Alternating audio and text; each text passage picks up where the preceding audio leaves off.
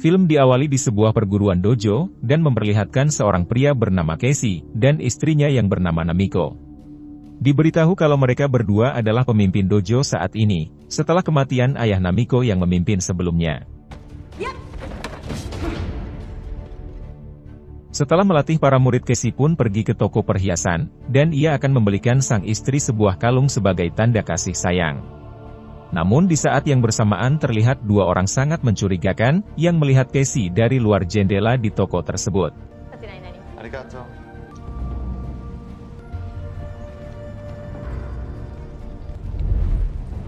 Ternyata, kedua orang tersebut adalah preman kampung jago kandang, yang sengaja memperhatikan gerak-gerik Casey untuk memalaknya. Lalu di sini Casey yang tidak ingin membuat masalah menjadi semakin rumit, ia lantas memberikan dompetnya untuk menghindari keributan. Namun karena kedua preman kampung ini meminta kalung yang tadi dibeli oleh Casey, seketika saja membuat Casey menjadi murka lalu tiba-tiba.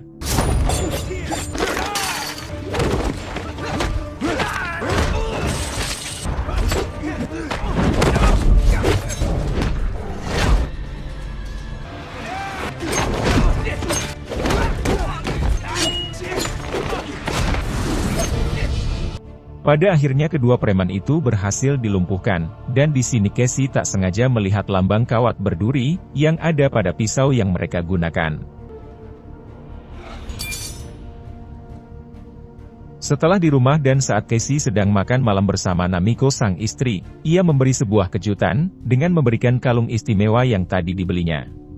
Dan di sini terlihat Namiko yang sangat senang, bahkan saking senangnya ia langsung memberi Casey serangan fajar, alias cangkul-mencangkul sebagai imbalannya. Setelah bercangkul tanam Namiko yang ternyata sedang hamil, ia mengidam dan meminta Casey untuk membelikannya sebuah coklat. Dengan cepat Casey pun pergi ke minimarket terdekat, karena sebagai suami yang baik ia harus siap siaga, meskipun saat itu sudah larut malam. Sementara di rumah sang istri yang sedang menunggu sendirian, ia tampak didatangi oleh seorang pria misterius, lalu tiba-tiba. Tak lama dari itu ketika Casey kembali ke rumah, betapa terkejutnya ia setelah melihat Namiko sang istri, yang dalam keadaan tergeletak sudah tak bernyawa. Di sini ia juga melihat kalau luka yang ada di leher Namiko, seperti diakibatkan oleh sebuah senjata yang mirip dengan kawat berduri.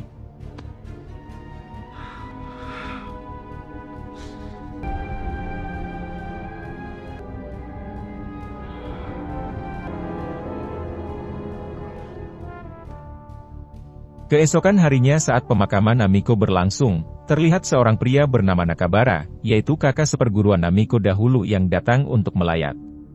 Diberitahu kalau Nakabara ini adalah anak dari sahabat ayah Namiko, dan ia juga sudah menganggap Namiko seperti adik kandungnya sendiri.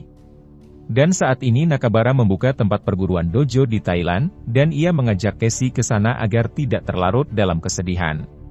Namun di sini terlihat Casey yang menolaknya, karena ada satu urusan yang terlebih dahulu harus ia selesaikan sampai tuntas.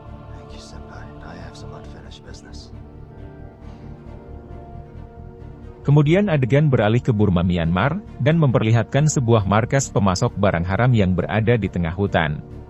Diketahui kalau markas tersebut dimiliki oleh seorang pria bernama Goro, yang dikenal sangat sadas dan tidak segan untuk menghabisi siapa saja yang menentangnya. Saat itu Goro menghukum salah satu anak buahnya yang diketahui berbuat curang, karena sudah mengambil keuntungan tanpa sepengetahuannya. Dan si anak buah itu diwafatkan dengan menggunakan sebuah kawat berduri, sebagai simbolnya. Di balik itu Casey yang masih berduka atas kepergian sang istri, tiba-tiba saja ia teringat kepada dua preman yang ia hajar sebelumnya. Di sini Casey menduga kalau merekalah yang telah menghabisi istrinya, karena simbol dari pisau yang sempat dilihatnya, sama persis dengan bentuk luka yang ada pada leher istrinya. Hingga karena itu Casey langsung menanyakan kepada salah satu muridnya, tentang perguruan mana yang mengajarkan triple kick, yaitu tendangan yang digunakan oleh kedua preman itu saat berduel dengannya. Setelah mengetahui nama perguruan itu Casey pun langsung mendatanginya, dan tidak lain untuk meminta informasi mengenai dua preman itu. Namun kedatangannya tampak tidak disambut baik oleh mereka, hingga pertarungan pun terjadi di sana.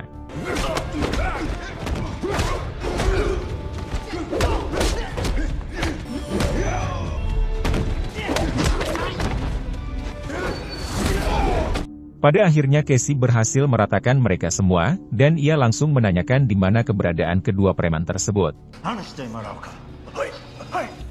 Hingga setelah mengetahui keberadaan mereka, Casey langsung datang ke tempat yang dimaksud, dan memancing mereka agar keluar dari sana. Lalu setelah mereka terpancing, Casey yang dalam keadaan penuh murka, tanpa ampun ia langsung menghabisi mereka dengan sangat sadas.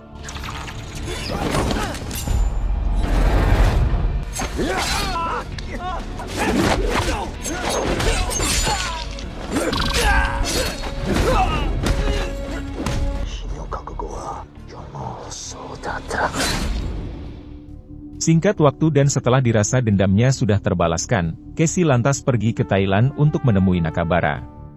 Dan kedatangan Casey disambut hangat oleh Nakabara, dan ia juga dikenalkan dengan dua murid tertua Nakabara yang bernama Hiroshi dan Lucas. Bahkan Casey juga langsung mengikuti latihan bersama Nakabara, dan mendapatkan kesempatan untuk bertanding dengan Lucas. Namun dalam latihan itu terlihat Casey yang tidak bisa mengontrol emosinya, sehingga Nakabara turun tangan untuk menghentikannya.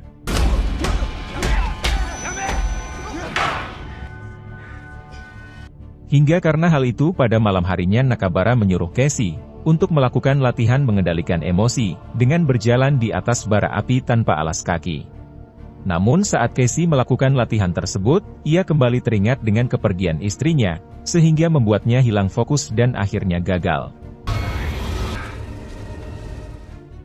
Setelah itu Casey pergi ke sebuah bar, untuk menenangkan diri sekaligus menikmati jus kucubung spesial di sana. Namun tak lama seorang pria Bantangul sengaja datang mencari masalah, sehingga Casey yang tersunut emosi langsung menghajar mereka.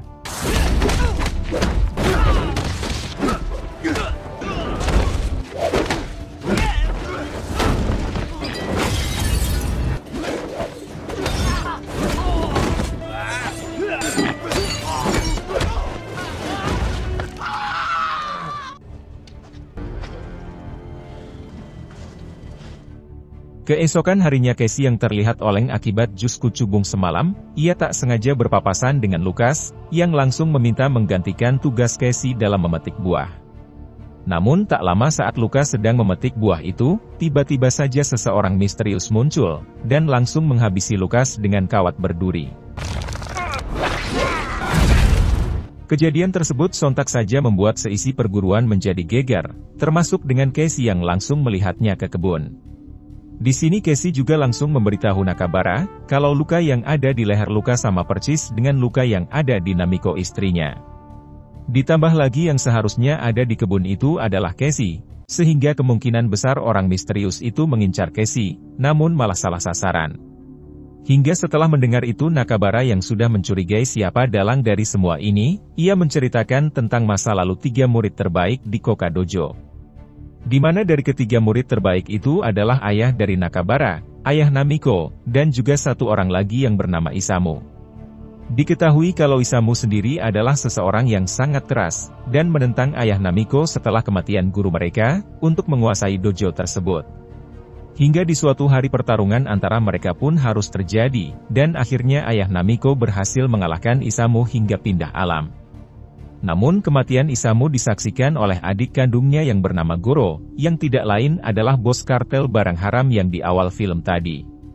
Di sini Nakabara pun lantas meyakini, kalau kemungkinan besar Goro melakukan balas dendam kematian kakaknya, yaitu dengan menghabisi Namiko. Dan Nakabara yang juga khawatir kalau Goro akan mengincar Casey, ia langsung menyuruh Casey untuk segera kembali ke Jepang demi keselamatannya. Namun tak lama dari itu dan setelah Casey merenungkan apa yang harus ia lakukan, ia kembali menghampiri Nakabara, lalu mengatakan kalau ia memutuskan untuk mengejar Goro demi balas dendam. Hingga Nakabara yang tidak bisa berbuat banyak dengan keputusan Casey, ia pun memberikan peta peninggalan almarhum ayahnya, sewaktu ikut perang dulu di Myanmar. Bahkan Nakabara juga menunjukkan tempat ayahnya mengubur peralatan ninjanya, dan tempat itu tidak jauh dari markas Goro berada. My father told me that in each plot, it's exactly like these. Singkat cerita setelah Casey sampai di Myanmar, ia langsung menuju ke hotel, dengan diantar oleh supir taksi asal India yang bernama Michael.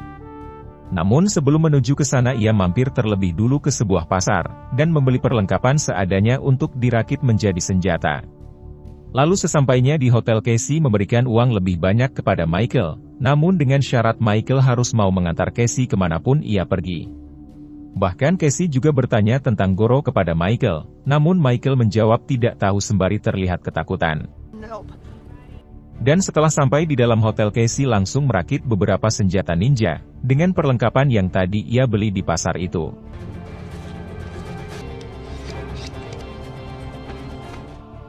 Pada malam harinya, Casey yang sembari diantar Michael, ia mendatangi sebuah bar, untuk menemui seorang pengedar barang haram, untuk menggali informasi lebih tentang Goro. Namun di sana si pengedar itu malah menawarkan Casey untuk mencobanya, sehingga mau tidak mau Casey harus mencobanya. Hingga setelah efek dari barang tersebut mulai menguasai akal dan pikiran Casey, tanpa sadar ia langsung bertanya tentang Goro. Lalu setelah mendengar nama itu, tiba-tiba beberapa anak buah si pengedar datang, dan tidak lain untuk menghabisi Casey.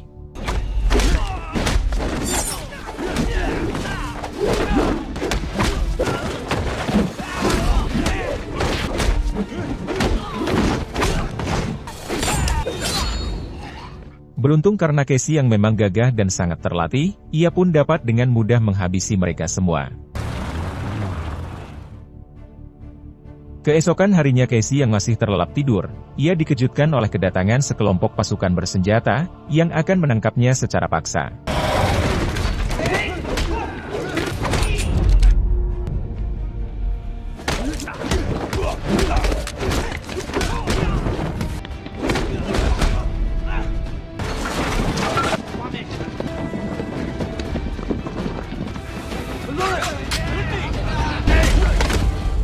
Namun Casey yang terpojok karena pasukan tersebut sangat banyak, pada akhirnya ia pun dibawa oleh mereka, dan hal itu disaksikan oleh Michael. Sesampainya di markas, Casey diinterogasi oleh seorang jenderal, mengenai apa tujuan datang ke Myanmar dan ada urusan apa dengan Goro. Namun karena Casey mengaku kalau ia hanya turis biasa, jenderal itu menyuruh anak buahnya untuk melakukan ini kepada Casey.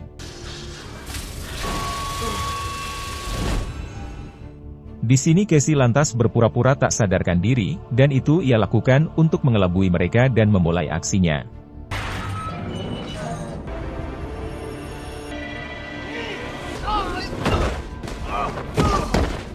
Lalu setelah melumpuhkan dua pasukan penjaga itu, Casey menyamar, dan ia langsung masuk ke ruangan si jenderal untuk meminta informasi tentang Goro.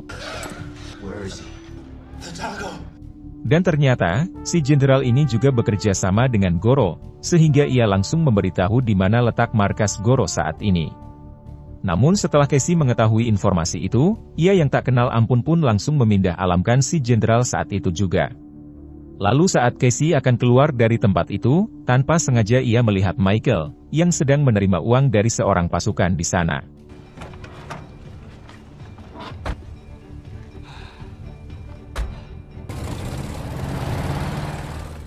Saat itu Casey mencurigai kalau dirinya ditangkap dan diinterogasi tentang Goro oleh si jenderal, karena ulah Michael yang memberitahu mereka. Dan itu karena orang yang tahu tempat tinggal Casey dan bertanya tentang Goro, hanya Michael dan si pengedar yang ia habisi waktu itu saja. Namun di sini Casey nampak tidak mempermasalahkan hal tersebut, dan ia malah meminta Michael untuk mengantarkannya ke hutan wilayah kekuasaan Goro.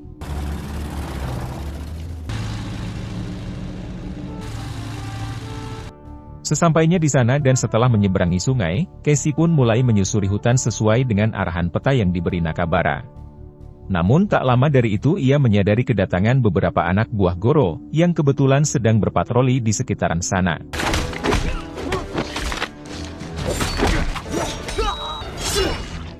Dengan sangat mudah Casey berhasil menghabisi mereka, dan ia segera kembali untuk melanjutkan perjalanannya. Hingga di suatu waktu ia pun berhasil menemukan tempat yang dimaksud Nakabara, yaitu tempat di mana ayahnya dulu mengubur peralatan ninjanya.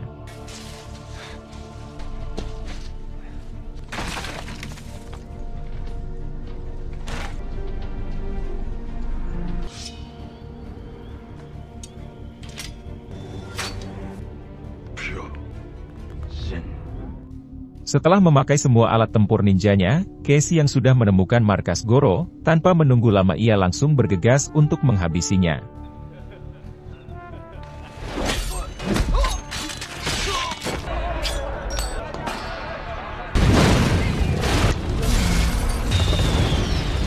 Di dalam markas Goro yang mendengar suara ledakan itu, ia menyadari kalau markasnya telah dimasuki oleh musuh, lalu segera mempersiapkan dirinya.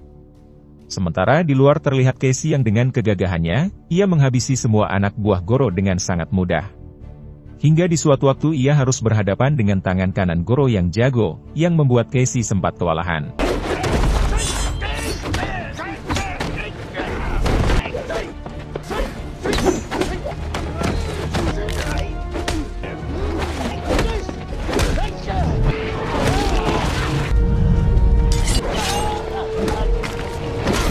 Namun pada akhirnya Casey berhasil menghabisi si tangan kanan, lalu secara langsung masuk ke dalam untuk menghadapi Goro. Di sana terlihat Goro yang sudah bersiap dengan rantai berdurinya, dan setelah menyinggung tentang kematian istri Casey, pertarungan antara mereka pun terjadi di sana. Di tengah pertarungan terlihat Casey yang sempat kewalahan, namun pada akhirnya ia berhasil membalikan keadaan dan menghabisi Goro.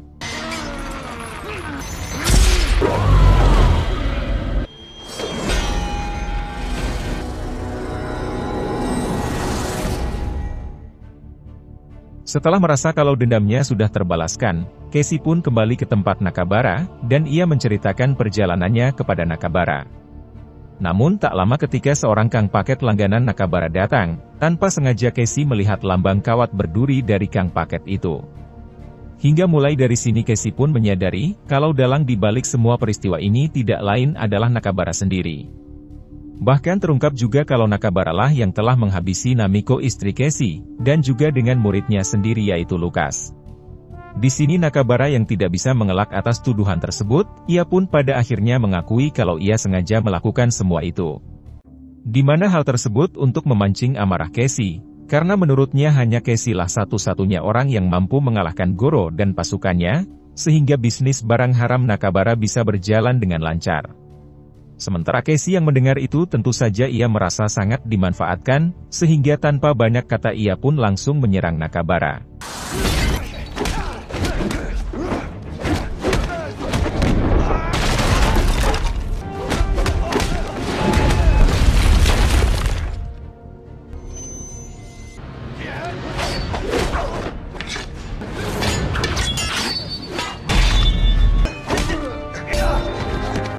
Dalam keadaan terpojok tanpa sengaja Casey melihat rantai berduri, lalu segera mengambilnya dan melilitkannya ke leher Nakabara, layaknya seperti yang dilakukan Nakabara kepada istrinya.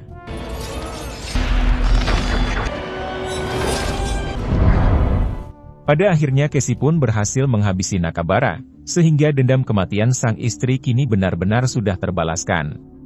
Setelah itu Casey menyuruh Hiroshi untuk membuka paket milik Nakabara, yang ternyata terdapat banyak sekali barang haram di dalamnya. Namun di sana Hiroshi dan para murid lainnya tidak mengetahui, kalau selama ini Nakabara menjalankan bisnis seperti ini, dan bahkan menggunakan dojo ini sebagai kedoknya. Hingga karena itu kini Hiroshi pun menjadi sangat malu atas perlakuan Nakabara, dan ia juga menyatakan kalau semua peristiwa ini tidak pernah terjadi, demi reputasi dojonya.